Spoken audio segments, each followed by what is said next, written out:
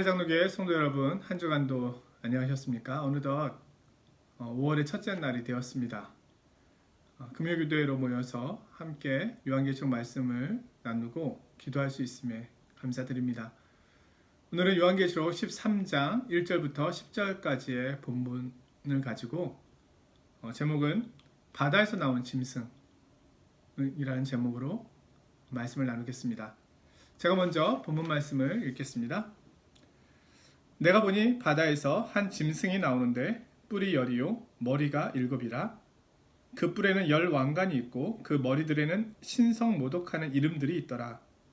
내가 본 짐승은 표범과 비슷하고 그 발은 곰의 발 같고 그 입은 사자의 입 같은데 용이 자기의 능력과 보좌와 큰 권세를 그에게 주었더라. 그의 머리 하나가 상하여 죽게 된 것 같더니 그 죽게 되었던 상처가 나음에 온 땅이 놀랍게 여겨 짐승을 따르고 용이 짐승에게 권세를 주므로 용에게 경배하며 짐승에게 경배하여 이르되 누가 이 짐승과 같으냐 누가 능히 이와 더불어 싸우리요 하더라. 또 짐승이 과장되고 신성모독을 말하는 입을 받고 또 42달 동안 일할 권세를 받으니라. 짐승이 입을 벌려 하나님을 향하여 비방하되 그의 이름과 그의 장막 곧 하늘에 사는 자들을 비방하더라. 또 권세를 받아 성도들과 싸워 이기게 되고 각 족속과 백성과 방언과 나라를 다스리는 권세를 받으니 죽임을 당한 어린 양의 생명책에 창세 이후로 이름이 기록되지 못하고 이 땅에 사는 자들은 다 그 짐승에게 경배하리라. 누구든지 귀가 있거든 들을지어다. 사로잡힐 자는 사로잡혀갈 것이요 칼에 죽을 자는 마땅히 칼에 죽을 것이니 성도들의 인내와 믿음이 여기 있느니라. 아멘. 우리는 지난번까지 12장에서 하나님의 백성인 교회를 박해하는 궁극적인 원수는 용으로 묘사된 사탄이라는 사실을 보았습니다. 13장은 그렇게 박해하는 사탄이 어떠한 방법으로 교회를 박해하는지 그 방법에 대한 이야기를 자세히 알려주고 있습니다. 땅으로 쫓겨난 용은 힘을 모으기 위해서 동조 세력을 모읍니다. 용과 더불어 오늘 13장에 나오는 바다에서 올라온 짐승과 땅에서 올라온 짐승, 이들은 악의 세력을 대표하는 것인데요. 이 용, 바다에서 올라온 짐승, 땅에서 올라온 짐승, 이 셋을 가리켜서 악의 삼위일체 이렇게 부르기도 합니다. 사탄은 자신의 대리자를 통하여 교회를 박해합니다. 13장에 나오는 내용은 두 가지입니다. 바다에서 나온 짐승과 땅에서 올라온 짐승입니다. 먼저 바다에서 나온 짐승입니다. 그의 모습은 이렇게 묘사됩니다. 1절과 2절 말씀을 제가 읽겠는데요. 내가 보니 바다에서 한 짐승이 나오는데 뿔이 10이요 머리가 7이라. 그 뿔에는 10 왕관이 있고 그 머리들에는 신성모독하는 이름들이 있더라. 내가 본 짐승은 표범과 비슷하고 그 발은 곰의 발과 같고 그 입은 사자의 입 같은데 용이 자기의 능력과 보좌와 큰 권세를 그에게 주었더라. 이 바다에서 나온 짐승이 7머리와 10뿔을 가지고 있습니다.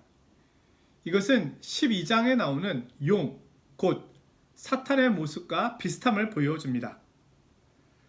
다시 한번 저희가 살펴보면요. 12장 3절에 사탄이라고 불리우는 용의 모습이 묘사되어 있습니다. 뿔이 10이요 머리가 7이요 그 여러 머리에 7 왕관을 썼다. 오늘 바다에서 나온 짐승의 모습은요. 뿔이 10이요 머리가 7이요 그 뿔에는 10 왕관이 있다. 이것은 용과 바다에서 올라온 짐승이 밀접한 관계가 있음을 보여줍니다. 용은 성부 하나님을 모방한 것으로 바다에서 나온 짐승은 그리스도를 모방한 것으로 봅니다. 바다에서 나온 짐승과 그리스도를 비교하면 다음과 같은 유사점이 있는데요. 한번 설명해 보겠습니다. 먼저는 그리스도가 하나님의 형상인 것처럼 짐승도 용의 모습을 그대로 닮았습니다. 둘째, 그리스도가 머리에 많은 왕관을 쓴 것처럼 요한계시록 19장 12절에 묘사되어 있거든요. 그런데 마찬가지로 짐승도 10개의 왕관을 쓰고 있습니다. 세 번째로 그리스도가 성부 하나님으로부터 능력, 보좌, 권세를 받은 것처럼 이 짐승도 용으로부터 능력, 보좌, 권세를 받습니다. 네 번째로 그리스도가 죽음에서 부활한 것처럼 짐승도 상하여 죽게 되었다가 다시 살아납니다. 그러나 이것은 거짓입니다. 주님은 완전히 죽으셨다가 부활하셨습니다. 하지만 짐승은 상처를 입었다가 살아났습니다.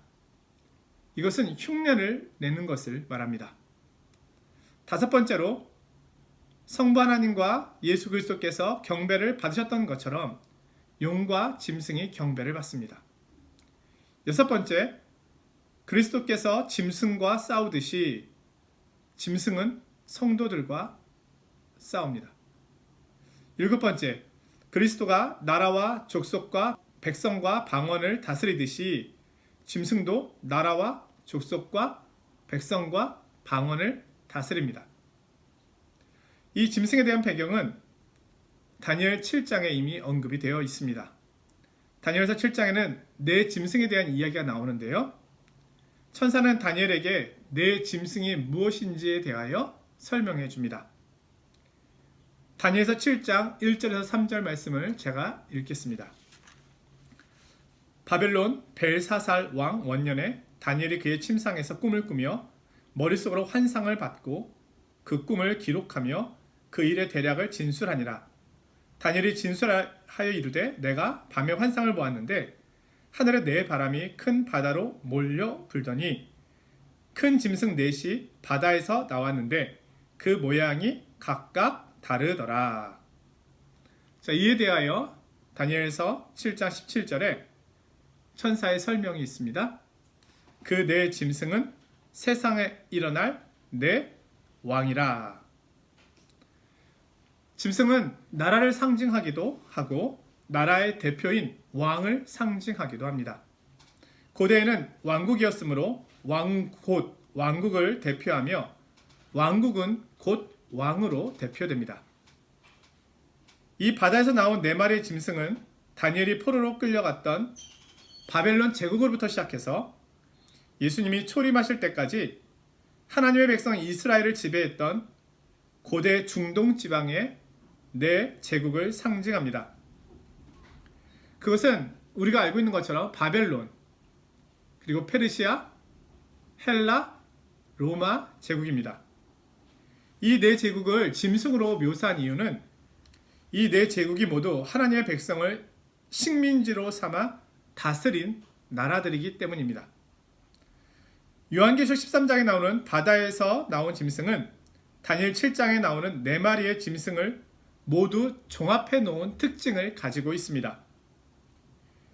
이것은 바다에서 나온 짐승도 하나의 제국이며 하나님의 백성인 교회를 박해하는 통치자를 묘사하는 것입니다. 바다에서 나오는 짐승은 요한계시록을 기록할 당시에는 로마 제국과 황제를 상징합니다. 특히 교회를 최초로 박해했던 네로 황제를 모델로 합니다. 그러나 이 짐승은 로마 제국의 네로 황제만이 아니라 모든 시대 교회를 박해하는 국가나 국가의 통치자들에 대한 상징입니다. 본래 국가는 하나님이 세우신 것입니다.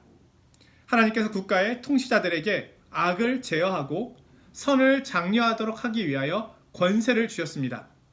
그러나 사탄은 국가 권력을 하나님의 백성을 핍박하는 도구로 사용하기도 합니다. 5절에 보면 그는 42달 동안 일할 권세를 받습니다. 11장에서 우리가 이미 본 것처럼 두 증인이 예언하는 기간이 1260일입니다. 두 증인은 교회를 상징한다고 말씀드렸죠.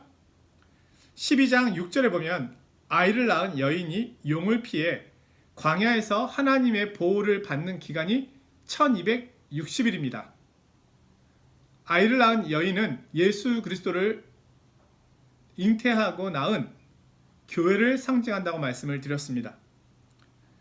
12장 14절에서 아이를 낳은 여인이 용을 피해 광야에서 하나님의 보호를 받는 기간이 한때와 두때와 반때입니다.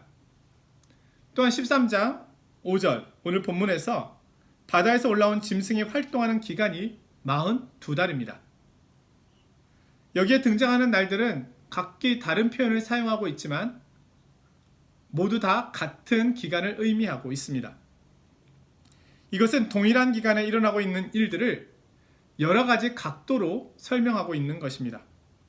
이 동일한 기간에 성전 밖 마당은 이방인들에게 질밥히고 동시에 여인이 핍박을 받으나 보호되는 기간이며 또한 이 기간은 두 증인이 날마다 증언을 하는 기간이며 또한 짐승이 활동하면서 성도들을 박해하고 세상을 다스리는 기간이기도 한 것입니다. 이 기간은 예수님의 초림부터 예수님의 재림 사이의 기간입니다.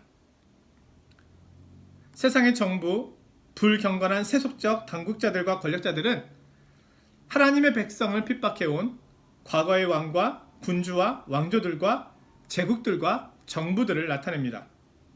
박해는 로마 제국과 함께 시작되었고 이 박해는 사실 오늘날에도 일어나고 있습니다. 죽임을 당한 어린 양의 생명책에 창세 이후로 이름이 기록되지 못하고 이 땅에 사는 자들은 다 짐승에게 경배하리라. 8절의 말씀인데요. 모든 이들이 어린 양의 생명책에 기록되지 못한 이들은 짐승에게 경배하고 있습니다. 그들은 자유자가 아닙니다. 무신론자가 아닙니다. 오늘 요한계시록은 생명책에 이름이 기록되지 아니한 그들은 짐승에게 경배하고 있는 것이라고 말합니다. 그러나 생명책에 이름이 기록된 성도들이 있습니다. 하나님께서는 그들을 구별하고 계십니다. 하나님께서는 교회를 보호하고 계십니다. 구원받은 성도들은 그들에게 경배하지 않습니다. 구원받은 성도들에게 있어서 경배의 대상은 오직 하나님과 예수 그리스도 그분입니다. 사랑하는 성도 여러분, 악이 강합니다. 세상이 만만하지 않습니다. 강합니다. 그 속에서 교회와 성도들은 신앙적인, 영적인 싸움을 치르고 있습니다. 그러나 오늘 말씀을 보면 하나님께서 분명하게 이들을 구별하고 계심을 보여줍니다. 교회와 성도들은 짐승에게 경배하지 않습니다. 그들은 하나님의 보호하심을 받고 있고 하나님만을 주로 섬기고 있습니다. 이 세상의 왕과 제국이 이 역사의 주인인 것 같아 보이지만 이 역사의 주인은, 권세자는 하나님이십니다. 그분이 오늘도 우리를 주장하고 계시고 이 세상의 역사를 붙잡고 계십니다. 코로나19 바이러스로 인하여 이후에 펼쳐질 세계의 모습은 이전과는 많이 다를 것이라고 이미 이야기가 나오고 있습니다. 그러나 어떤 형태가 되던 우리가 염려하지 않고 평안할 수 있는 것은 이 세상의 역사는 코로나 이전과 코로나 이후 이 변화에 의하여 결정되는 것이 아니라 하나님께서 모든 세상의 역사와 세상 나라와 교회와 성도들의 주권자라는 것입니다. 어떤 형편에서도 우리를 보호하시고 우리를 인도하시는 이 하나님의 약속을 바라보기를 원합니다.